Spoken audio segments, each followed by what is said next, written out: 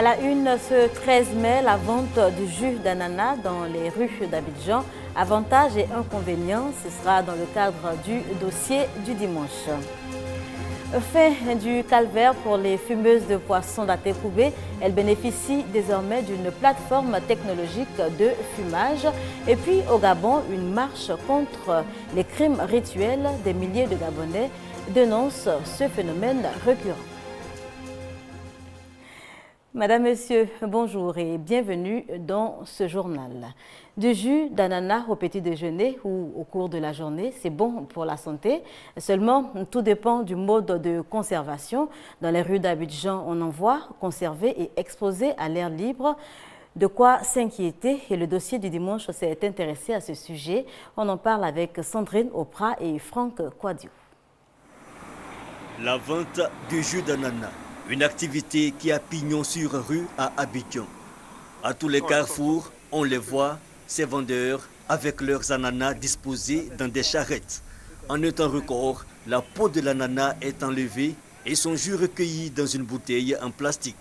Tout un art accompagné des vertus de ce fruit qui enchante les clientes. J'achète parce que c'est plein de vitamines, c'est naturel, il n'y a pas de produits chimiques dedans, donc c'est très bon pour ma santé. Moi, à chaque fois que je viens, je prends. Le jus d'ananas, c'est bon pour la santé. Mais le hic, c'est sa conservation. À longueur de journée, le jus est exposé en plein air, au soleil. Des conditions de conservation qui freinent certaines ardeurs. On m'avait dit que c'était bon. J'ai acheté, je suis allé, j'ai mis au frigo. Juste après, j'ai ressorti du frigo pour boire, mais c'était pas ça. J'ai pas du tout aimé. Le goût a complètement changé. Du côté des vendeurs, l'explication est toute simple. Il y a des clients qui veulent le jus qui est déjà glacé, c'est pour prendre sur place et puis boire et en même temps ça va. C'est pour cela qu'on fait le jus d'ananas avant qu'il vienne. On dépose ça sur la thermos parce qu'il y a d'autres clients qui savent qu'il y a le jus. L'ananas est un fruit exotique, mais conserver son jus à température ambiante et dans des bouteilles à la propreté douteuse interpelle. L'autorité de régulation de la restauration et des métiers de l'alimentation ARMA s'insurge contre ces pratiques. C'est un restaurateur de fortune. Voici des gens qui prennent des sachets qui ne sont pas des sachets destinés à l'alimentation, où ils y déversent donc le produit de leur travail, c'est-à-dire l'ananas pressé. Cet ananas va se retrouver dans la bouche de n'importe qui, dans un environnement malsain. Et on va se retrouver avec un tel produit en train de le consommer. Ou cet ananas sera transposé dans une bouteille qui vient de la décharge publique. Ils vous sortent une bouteille nettoyée à peine, qui peut venir d'un hôpital. Ça sert à tout. Et on se retrouve avec un jus qui va être consommé par une personne. Mais le risque est grand. Un fruit pressé dans la rue et conservé sous les rayons du soleil, ce n'est pas recommandé. Avis du diététicien. L'ananas est un fruit de santé. L'ananas contient la vitamine A, qui est bonne pour la croissance, la vitamine C, qui est bonne pour lutter contre les infections. Et puis aussi, l'ananas contient des sels minéraux, qui sont très importants pour le fonctionnement même du corps. La conservation, la meilleure, c'est celle où on n'ajoute pas d'éléments chimiques. La conservation, c'est 3 jours, 4 jours dans le réfrigérateur. À l'air comme ça, naturel, l'ananas va fermenter. C'est une des conditions même d'un produit naturel. Ils doivent mettre dans de la glace pour conserver. Et une personne qui achète cette bouteille et qui ne la boit pas entièrement doit aussi la mettre au réfrigérateur ou la mettre sous la glace. L'ananas est donc délicieux, ses bienfaits sont reconnus, mais la conservation douteuse de son jus est inquiétante.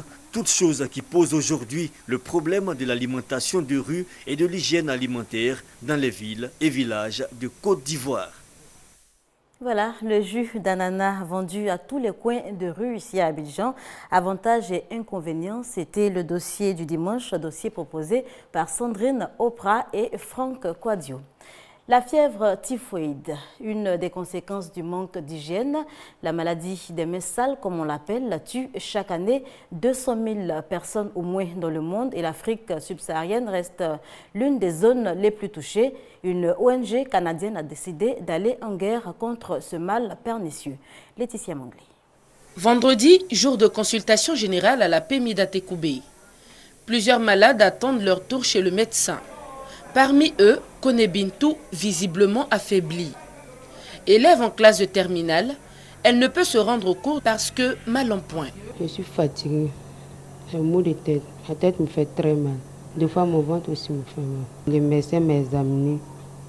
Il m'a donné des papiers pour partir faire des examens. Donc, il a mis les résultats. Après analyse du sang de la jeune fille, prélevée la veille, le diagnostic est clair.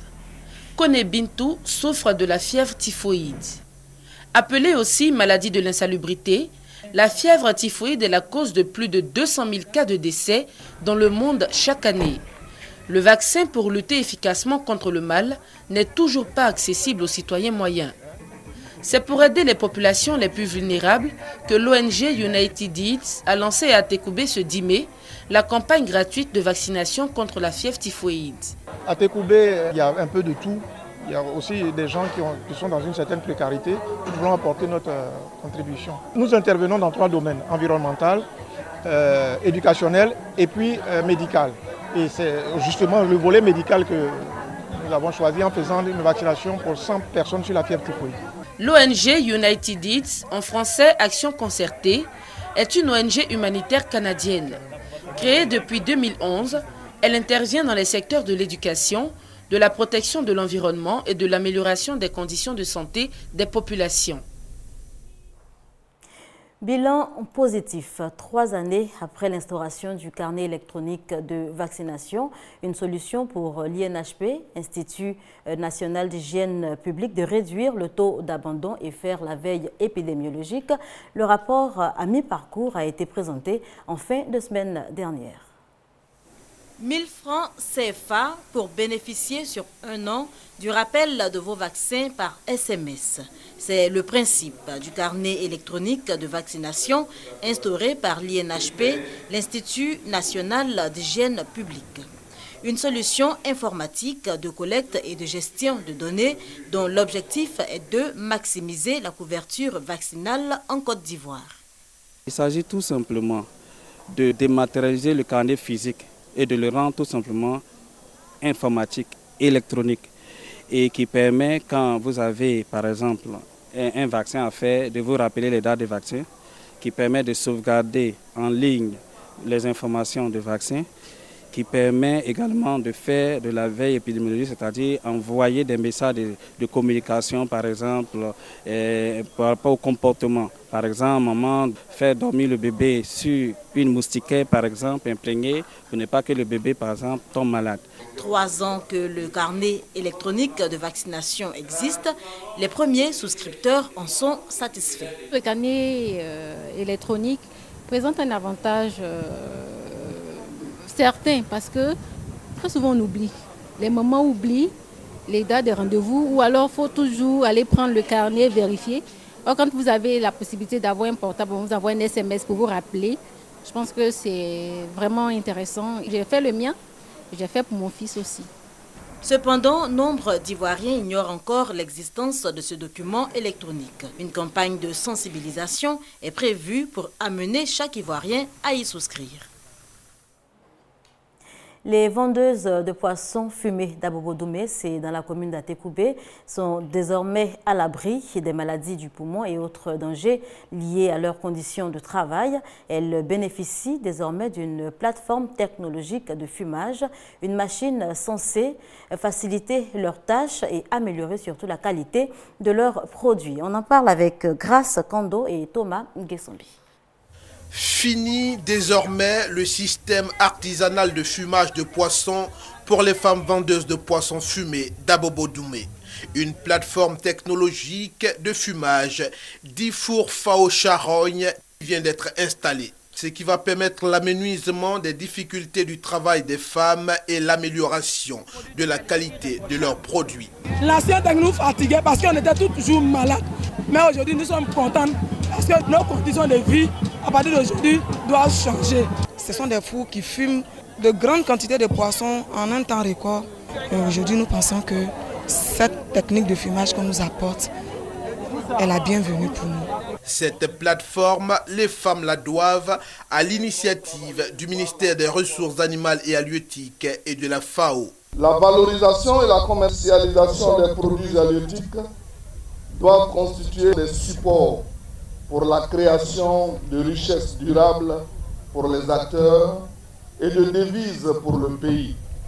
C'est pourquoi nous appuyons toutes les initiatives visant à améliorer le système de production de produits finis de qualité irréprochable.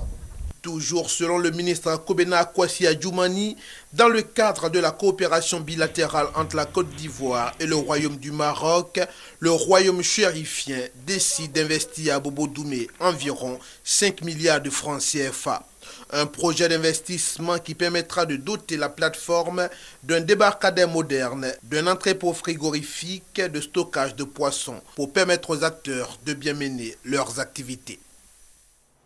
Des grincements de dents dans la filière palmier à huile, les planteurs se disent confrontés à d'énormes difficultés d'acheminement et de vente de leur production. Ces producteurs ont donc le regard désormais tourné vers les autorités en espérant de l'aide. Thomas Nguessambi.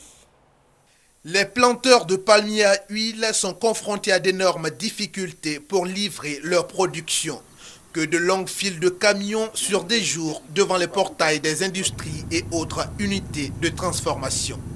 On peut faire au moins 3 jours avant qu'on va baigner. Quand c'est comme ça fatigue les chauffeurs, ça fatigue les planteurs, même pour peut-être des camions aussi. Une situation qui a une incidence négative sur la qualité de la production des planteurs. Et si ce n'est pas l'attente devant les usines qui est éprouvante, ce sont les camions de ramassage qui se font attendre. Depuis, on a fait la récolte, depuis le 12, la graine ne va pas. Voilà pourquoi j'ai fermé un peu les tables pour ne pas le soleil tape depuis longtemps. Normalement, la graine doit faire 3 jours avant de partir. Mais malheureusement, comme je dis, ça fait 18 jours. La graine est pourrie. Pour les dirigeants de groupements de planteurs, la situation devient de plus en plus intenable. Notre période de pointe part de janvier à mai. Et généralement, pendant cette période-là, nous faisons 70% de la production de l'année. Mais j'ai remarqué que depuis 8 ans que je suis dans ce milieu-là, chaque période de pointe, c'est des périodes d'enfer. Des efforts sont consentis en équipement, mais il arrive que d'autres problèmes surgissent. Au niveau de l'usinier, ce n'est pas toujours évident qu'ils aient la capacité prompte de répondre pour apporter les pierres de l'échange. C'est ce que nous rechignons au niveau des coopératives. Disons bien que nous avons connu des années d'embellir des prix de cours de l'huile et par conséquent qui disposaient suffisamment de moyens pour mettre à neuf les huileries. Pour l'heure, l'activité se porte difficilement bien et les acteurs en appellent au gouvernement pour la régulation du marché et des solutions aux difficultés du secteur. Hors de chez nous, marche contre les crimes rituels au Gabon. Des milliers de Gabonais rassemblés autour des membres du gouvernement ont marché pour dénoncer ce phénomène récurrent dans le pays. Au moins 30 victimes dénombrées depuis le début de l'année. Une marche contre le silence et l'horreur. Des milliers de Gabonais ont défilé dans les rues de Libreville pour dénoncer les crimes rituels. Cette maman brandit la photo de Léna, sa fille étudiante, retrouvée morte l'année dernière, sauvagement mutilée. Les crimes rituels, un phénomène récurrent au Gabon. Mais depuis 1 an, les cas se multiplient, au moins une trentaine. J'ai perdu un membre de ma famille, une de mes proches, une sœur, à la suite de ce genre de crime-là. Certaines parties de son corps ont été prélevées, on ne sait pas comment, et jusqu'à aujourd'hui, l'enquête se poursuit. Le mode opératoire est toujours le même. Des organes arrachés à des victimes pour faire des amulettes censées offrir le succès ou le pouvoir. Crime rituel, que justice soit faite au Gabon, trop c'est trop. Cette manifestation organisée par le régime était patronnée par la première dame gabonaise. Intervention aussi du président, il propose de durcir la législation. Les auteurs de crimes de sang avec prélèvement d'organes devront encourir la condamnation à perpétuité sans aucune possibilité de remise de peine. Certains activistes de la société civile ont boycotté cette marche trop officielle à leur goût. Pas question d'être associés à une classe politique selon eux corrompue. Ils ont donc défilé de leur côté. Ce n'était pas une contre-marche, c'est une marche, mais une marche qui on ne s'associait pas à la marche de communication de Sylvia Bongo qui a marché avec les commanditaires des crimes rituels. Cette manifestation parallèle a été interdite par les autorités. 6 militants ont été interpellés samedi soir pour atteinte à l'ordre public. Ils ont été relâchés dans la nuit. Et c'est ici qu'on s'arrête pour cette édition. Merci de nous avoir suivis. Prochain rendez-vous de l'information, n'oubliez pas, 19h30.